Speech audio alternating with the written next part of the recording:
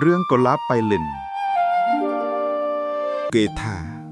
ได้ใครกุมโชงประว่าเอาพนุ่มตายเนเปลในสิกดีสลับหมกโชเนจมปัวหมกตาวโกนชนวลไกรกรอมาเน็กนี่อาจบรรทอเล็กกอบตุกสนายห้าดอกบริสุทธิ์ระบอกคลูนบานเตียดได้หรือเต้เวกติโบนนี่ให้คือชีวิตในตีได้ใจเจ็ด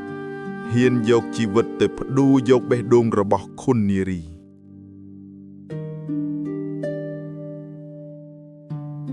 เวียตีบุญเจ้ากำกระลังเนียกันดาลเปรสงัดลุกเปรอาทิตย์จุดอสันดตีเนเตมินเรสมีเครื่องชลุเนจงปรึกษาบันติกก็ดอลเปลประลบยุบเงงึดใจจิตก็บังกัดเพลิงเอาแช่ดองกูลเมียนปุนลือพลื้จรารนเตียลดำใบเอาเมียนปุนลือพองดำใบกาเปียสัตว์สหาวยงขนองพองไอเนียงนีรีองกุยนิยีสันตเนียจจรัดหนึ่งโลกวาลัดเลอกำนัดเชอมวยดมมันแจ้ออกมันแจ้หายจำในขังโลกลุ่งรัตนสมบัติดอยเสกใดเนื้อหัดออกกำลังเอกกราวได้โลกปีศาจกระยาหายก็แปรสำราญลวกขนุงรถยนต์รถเตอมุกกูอายอนิจจาดอลใจจิตอดบาเรยจวกอังกุยกกเมือปุนลือเพลิงทเวอเพเนกลือพลือแต่มันไอและเพลิงขนงพยกกมปงเชจรารนติลไอกุมนิดเจตเกตตื้ออย่างลุนลอยแต่มันไอจำนายคังเนียงเนรีนิยีสันตเนียจีมวยนังบาลัดสรกนุหากโดยจิตรือจัดกุมนิดขณีนะใจจิตบานเคินเกริยาโดยชนะก่อนนึกอิจฉาชเนียนีโลกบาลัดอย่างเลือดหลุนเมื่อไตเกตังปีเนียสระสรูลขณีละอ่อนนะโดยจิเกเว้งทุลงมวยประหารจิเกสระลันขณีรุ่ยแต่หายเด็กแมนหายบาลัดนี้กอดเนลิว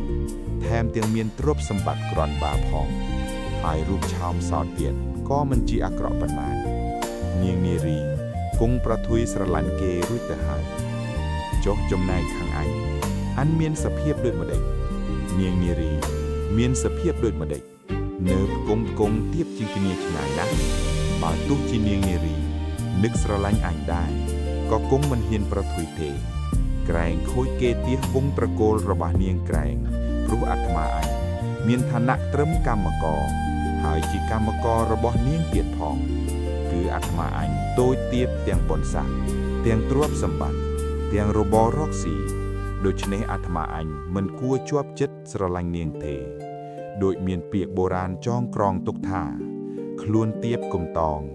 ได้คลีกลมช่องเอาพนุมหรือได้โตดคลวนเตียบจองโชงจับกายเจ้าจิตกึดหมกดอนตรองเนสรับแต่กาดกุมเนิดมุยจอยแจกหนึ่งกุมเนิดมนทาธรรมดาเสกได้สนายหาสระไลนี้มันมีนกมรัดจ้อนถนักไอลายเพราะสไรกรุบรู้เกอาดสระไลเคลียบานตามจิตสมัครเสกได้สำคัญบำพดสไรในเรือมาจักคลวนขังสไรเตถามรู้ใจจิตกึดโดยชนะหายก็ดอกดังหามเว้งมาดองดำใบเอาทูตรงบันติกสัวสบายเจิงดาโจหมกจัดเจ้าจัดก็กระเล็กเมื่อเคยเนียงนิริกันกงเทืองเคลยม้วยในครองใดหมอกผองหายสัวถามันตอนงงวยเด็กเตลือจัดเจ้าจัดอยู่ย่ำหอยถาเขียงบ้านมันตอนงงวยเทคุณเนวิลีนี่มันตอนจียุบเจริญบนมานเตแต่กันดาลไปเมื่อตื้อคืนหักโดยจียุบอัตเรียดนักแต่ให้นิริสรวลหอยจัดบามันตอนงงวยเนื้อจามเยี่ยมแต่เส้นจ่อยกกำเพลิงนี่ตกบนกาคล้วนบางงวยเด็กวิเลียนะtựด่าโลกบาลัดở một nơi chăm diêm trong núi vinh chào chất tổ tú do công phường màu hái cỏ sú từ niềng vinh thả cho khôn nâng ứng chơi tới sầm ra này lời rít để rí nhạc một hơi thả khi nông cất đây bị bật lục bẩn tích bật off cầm lăng tăng bị ngày một hai chất khôn nực lại thế cả để mọc snak nông prey ngặt đôi chân niềng nhạc sma mặc hàng thả khi nông còn nực lại cả đây tại mình sơ chỉ chan bẩn man thế chất bao đôi chânសូមគុណមេត្តានៅកំដរខ្ញុំបាទបន្តិចសិនចុះនារីអ្នកអាងខ្លាចណាស់ឬចិត្តសូមទោសខ្ញុំបាទមិនជាខ្លាចណាស់ណាទេប៉ុន្តែខ្លាចក្រែងងងុយងប់ជ្រុលដេកលួសទៅនាំឲ្យខូចការធំនាងនារីនៅតែស្ងៀមទើបចៅចិត្តរកឧបាយផ្ដាមីអ៊ីឡើងមុនថាចុះគុណនឹកតែផ្ទះដែរឬទេនារីខ្ញុំនឹកដល់ផ្ទះច្រើនចិត្តព្រោះមិនមានចាស់ទុំនៅចាំផ្ទះសោះឡើយចិត្ត ព្រឹកស្អែកនេះគង់តែបានទៅដល់ផ្ទះទាំងអស់គ្នាចៅចិត្តនីអ៊ីបន្តិចស្ទើរតែមិនលឺហើយថាបើយប់នេះមិនមានរថយន្តរទេះមកតាមផ្លូវនេះខ្ញុំបាទនឹងក្រោកពីយប់ចេញដើរទៅប្រហែលជាថ្ងៃរសៀលគង់វិលមកទទួលគុណត្រឡប់ដល់ផ្ទះទាំងអស់គ្នាមិនខាននារីដើររួយឬចិត្តត្បិតផ្លូវពីទីនេះទៅផ្ទះយើងវាឆ្ងាយក្រែលដែរមិនមែនចិត្តទេចិត្តទុកជារួចមិនរួចក៏ខ្ញុំបាទត្រូវតែទៅបើខ្ញុំបាទមិនទៅទេមុខតែនាំគ្នាដេកផ្លូវនៅទីព្រៃនេះជាច្រើនយប់ទៅទៀតមិនខានទេអូនោះគុណព្រះចន្ទ្រានឹងផ្កាយតូចនៅខាងនោះឡមើលណាស់គុណកប់ចិត្តនឹងធម្មជាតិនោះដែរឬទេឯខ្ញុំបាទចូលចិត្តណាស់នាងនារីសម្លឹងមើលទៅតាមដៃដែលគេចកអុលប្រាប់ព្រមទាំងចិត្តគំនិតក៏រីករាយទៅជាមួយផងឥឡូវនេះនាងបាត់ស្អប់ខ្ពើមចៅចិត្តហើយបែរជាមានសេចក្តីពេញចិត្តថែមទៀតផងចៅចិត្តជាប្រត់កំឡក់ដំបងដែលធ្វើឲ្យនាងមានចិត្តគំនិតយ៉ាងចម្លែកប្លែកយ៉ាងពីមុនមកឯកម្លាំងរំបង្រឹងរស់របស់នាងក៏ថយខ្សោយចុះទៅជាលំដាប់ឥឡូវចិត្តនាងបែរជាទុនភ្លុនលវនឡៃដូចជាក្រមួនត្រូវកម្ដៅថ្ងៃចៅចិត្តសម្លឹងមើលដួងចន្ទ្រាដោយអាការស្ងប់ស្ងៀមតែខាងក្នុងចិត្តដូចជាអណ្ដែតអណ្ដួងយ៉ាងចម្លែកភ្នែកក៏មើលធម្មជាតិដ៏ល្អល្អាននៅខាងមុខហាក់ដូចជាមិនដឹងថានាងនារីដែលជាកុលាបក្រពុំព្រហ្មចារីនៅក្បែរខ្លួនឡើយកៅនាងឃើញចៅចិត្តនៅសំងំស្ងៀមដូច្នោះហើយលីសូដកដង្ហើមធំម្ដងទើបសួរខ្សឹបថាការទុកអីចិត្តបាទខ្ញុំបាទការសេចក្តីអផ្សុកយ៉ាងចម្លែកនាងនារីញញឹមបន្តិចហើយសួរថាចង់មិនក៏អផ្សុកនឹកក្រមុំស្រុកសង្កែឬចៅចិត្តសើចយ៉ាងសោះក៏ក្រោះហើយសួរថាស្រុកសង្កែឬគុណខ្ញុំបាទអ៊ិតនឹកណាបន្តិចឡើយតាមដោយពេទ្យនោះវាជាស្រុកសនុកសប្បាយសម្រាប់អ្នកមានធនធានឯអ្នកទីតលក្រដោយរូបខ្ញុំបាទនេះមិនបានអ្វីនាំឲ្យជាប់ចិត្តបន្តិចឡើយនារីសើចហើយសួរទៀតថាចង់ស្រុកប៉ៃលិននេះតាំងពីចិត្តមកនៅតាមនាំឲ្យបានសុខកាយសប្បាយចិត្តជាងនៅស្រុកសង្កែបាទប៉ៃលិនឲ្យសេចក្តីសុខដល់ខ្ញុំបាទច្រើនដល់ទៅនឹកចង់ធ្វើឆ្អឹងនៅនឹងស្រុកនេះតែម្ដងចង់ខណៈនេះអ្នកឯងនឹកនរណាបានជាមានទុកមុខក្រៀមក្រាមខ្លាំងម្ល៉េះកាលនាងនារីផ្លាស់ស័ព្ទថ្មីពីចៅចិត្តមកជាអ្នកដូច្នេះធ្វើឲ្យចៅចិត្តក្រឡេកមើលមុខនាងនារីសម្លឹងទាល់តែនាងនារីងាកមុខចេញបែរមើលស្មៃនៅចិញ្ច្រាំថ្នល់ចិត្តគុណប្រៅពាក្យថាអ្នកជំនួសចិត្តនោះដូចជាខ្ពស់ពេកសម្រាប់ខ្ញុំបាទសួរមកគុណមានប្រសាសន៍ដូចមុនល្អជាងនារីស្ងៀមមួយស្រពុកហើយពោលថាខ្ញុំកប់ចិត្តប្រៅពាក្យនេះជាងវាមិនខ្ពស់ហួសទេជាពាក្យសុភាពគួរសមហើយចៅចិត្តនៅស្ងៀមទើបនាងនារីនិយាយតទៅទៀតថាអ្នកឯងមិនទាន់ឆ្លើយពាក្យសួររបស់ខ្ញុំនៅឡើយខ្ញុំសួរថានៅប៉ៃលិនឲ្យសេចក្តីសុខអ្វីដល់អ្នកឯងចិត្តឲ្យច្រើនយ៉ាងណាគុណចង់អ្វីខ្លះចិត្តឲ្យមានរបរធ្វើការរកស៊ីដោយសុចរិតធម្មជាតិដ៏ស្រស់ស្បោះគួរជាទីត្រេកត្រអាលខ្យល់អាកាសក៏ល្អសេចក្តីសុខអេសរិយភាពនឹងអ្វីទៀតនាងជាសួរចៅចិត្តសម្លឹងមើលមុខនាងដោយសេចក្តីពុនប៉ងអ្វីមួយនៅខាងក្នុងដួងចិត្តហើយនិយាយខ្សោស្ទើរចេះជាខ្សឹបថានឹងសេចក្តីស្នេហានារីសេចក្តីស្នេហានាងផ្ទួនពាក្យឡើងទុកមុខក្រហមព្រៀងទៀនប្រោសេចក្តីស្នេហារបស់ខ្ញុំបាទជាសេចក្តីស្នេហាដ៏បរិសុទ្ធពិតប្រាកដណាស់ហើយជាស្នេហាដែលផ្ដើមកើតឡើងជាដំបូងបំផុតក្នុងជីវិតរបស់ខ្ញុំបាទនេះផងនារីហាក់ដូចជាដឹងដល់ដួងចិត្តរបស់ចៅចិត្តដែរតែធ្វើពើជាឥតដឹងឥតយល់អ្វីទៅតិចឡើយហើយសួរតទៅទៀតថាអ្នកឯងស្រឡាញ់នរណាខ្ញុំបាទស្រឡាញ់ស្ត្រីម្នាក់នារីខ្ញុំដឹងហើយថាស្រឡាញ់ស្រីតែស្រីនោះនៅឯណាឈ្មោះអ្វីឬមួយនាងម៉ាយុងកូនក្រមុំតាមម៉ោងយុគមេអំដងត្បូងមួយនៅខាងជើងផ្ទះយើងនោះឬនាងថាហើយសើចយ៉ាងស្រួលចិត្តក្រវីក្បាលជំនួតពាក្យតបនារីប្រហែលជាអាយុកកូនជឹកសេងលួកទឹកកកនៅមុខផ្ទះយើងតែដឹងចិត្តក្រវីក្បាលទៀតហើយថាខុសទាំងអស់ស្ត្រីដែលខ្ញុំបាទស្រឡាញ់នោះមានឋានៈជាន់ជន់លក្ខដោយគ្នានឹងខ្ញុំបាទនាងមានឋានៈខ្ពង់ខ្ពស់ជាងខ្ញុំបាទច្រើនទាំងកិត្តិយសទាំងទ្រព្យសម្បត្តិវងត្រកូលខ្ពស់ទាល់តែខ្ញុំបាទឆ្អូងតោងទៅមិនដល់ឡើយហេតុនេះហើយបានជាខ្ញុំបាទជម្រាបថាសេចក្តីស្នេហារបស់ខ្ញុំបាទនេះប្រហែលនឹងការយល់សប្តិនឹងត្រឡប់ទៅជារឿងពិតមិនបានឡើយកាលបើនាងបានលឺសម្ដីចៅចិត្តនិយាយយ៉ាងក្រៀមក្រាំខ្លោចផ្សាដោយអស់សង្ឃឹមក្នុងចិត្តដូច្នេះហើយបេះដូងនាងក៏ណែនតានតឹងក្នុងអូរ៉ាជាខ្លាំងនាងចង់តែសុំលុនតួប្រាប់ដោយត្រង់ថានាងក៏ស្រឡាញ់ចៅចិត្តជាខ្លាំងដែរតែអនិច្ចាខ្លួនជាស្ត្រីនិយាយសម្ដីដូចនេះសមគួរហើយឬឯសម្ដីចៅចិត្តគ្រប់ម៉ាត់នាងស្ដាប់បានទាំងអស់ឥតមានខ្វាក់កន្លែងណាត្រង់ណាមួយម៉ាត់ត្បិតខ្លួននាងមានវ័យចម្រើនធំហើយ មិនមែនកូនក្មេងតូចเติบនឹងលែងបៅដោះកាលណាប៉ុណ្ណោះទេនិវារហាក់ពេកណាអូចិត្តអើយនឹងបញ្ចេញប្រាប់រុះរាន់ដោយមិនដេចបានក្នុងថ្ងៃណាមួយចិត្តគង់តែបានដឹងថានារីឥតស្អប់ខ្ពើមទេថែមទាំងមានសេចក្តីស្នេហាស្រឡាញ់ទៀតផងមិនឥឡូវឥឡាទេជួយវេលាយូរថ្ងៃខែមកហើយឯភឿងភ្នុកក៏រលត់សូនឈឹងទៅសូសាប់សัตว์រីយំលឺលាន់រំពងព្រៃមន់ក៏មកមែរងាវក្នុងរាត្រីស្ងាត់ទឹកសន្សើមក៏ជ្រុះស្រកចុះពីស្លឹកឈើមិនដាច់សួរហើយមើលឃើញសក្បុកនៅចុងស្មៅខ្យល់ត្រជាក់បក់មកត្រូវរាងកាយនាំឲ្យរងាខ្លាំងឡើង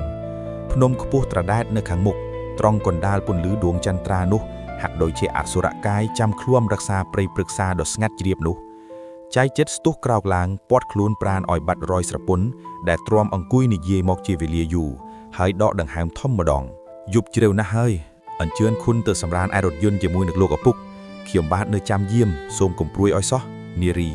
ចុះអ្នកឯងមិនទាន់ងងុយដេកទេឬនាងក្រោកទៅហើយងាកមកមើលញញឹមបន្តិចចិត្តខ្ញុំបាទមិនទាន់ងងុយទេអញ្ជើញគុណទៅសម្រានចុះកុំបីមានសេចក្តីព្រួយខ្លាចឲ្យសោះ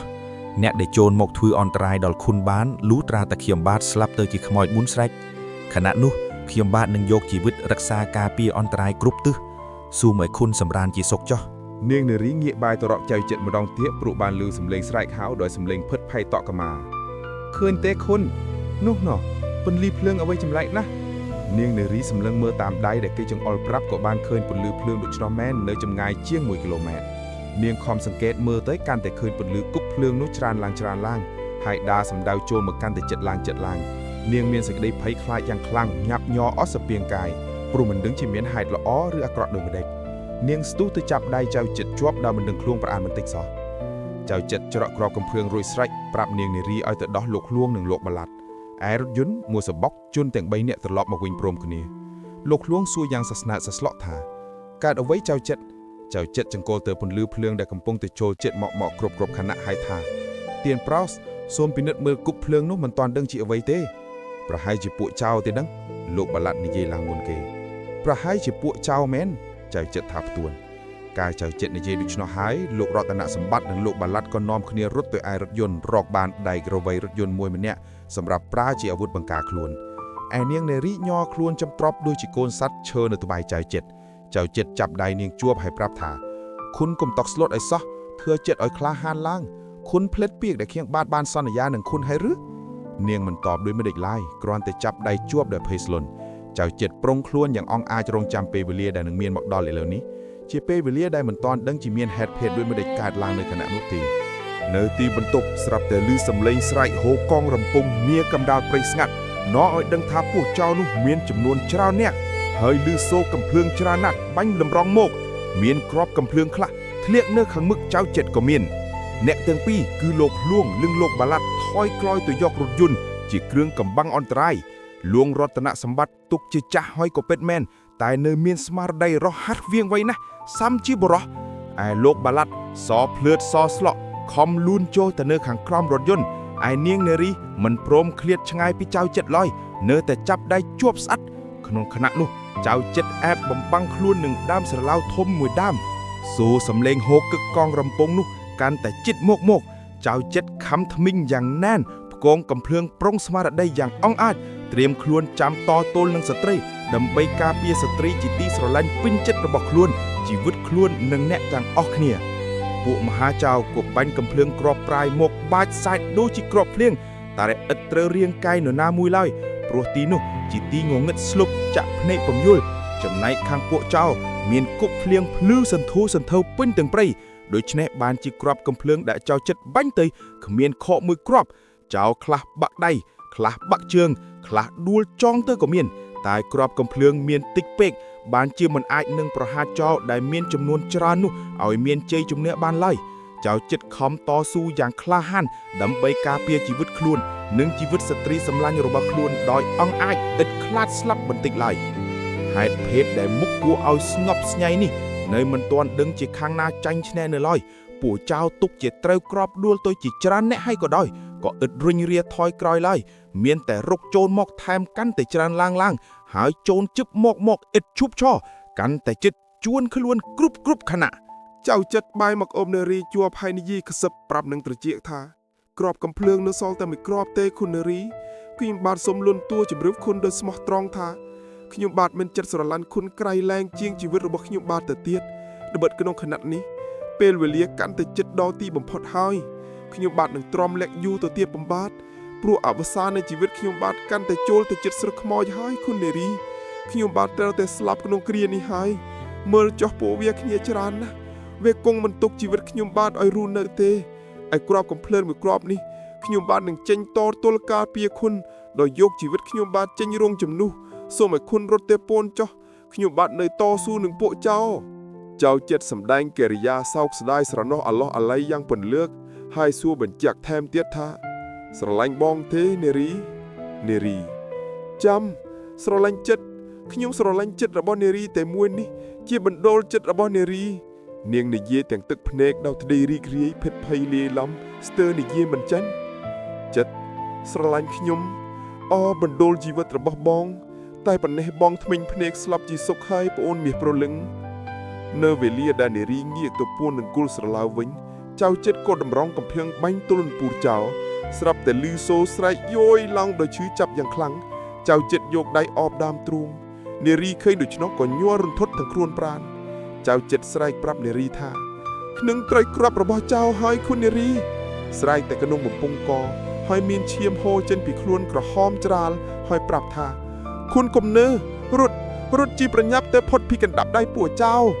នាងទេពតែងើបពីគល់ស្រឡៅស្រាប់តែលឺសូរប៉ាំងជាច្រើនណាត់បាញ់មកទៀតទេពនាងមុជក្បាលពួននៅគល់ស្រឡៅទៅវិញឯចៅចិត្តក៏ដួលសន្លប់ដេកលើផ្ទៃផែនដីនៅត្រង់កន្លែងនោះឯង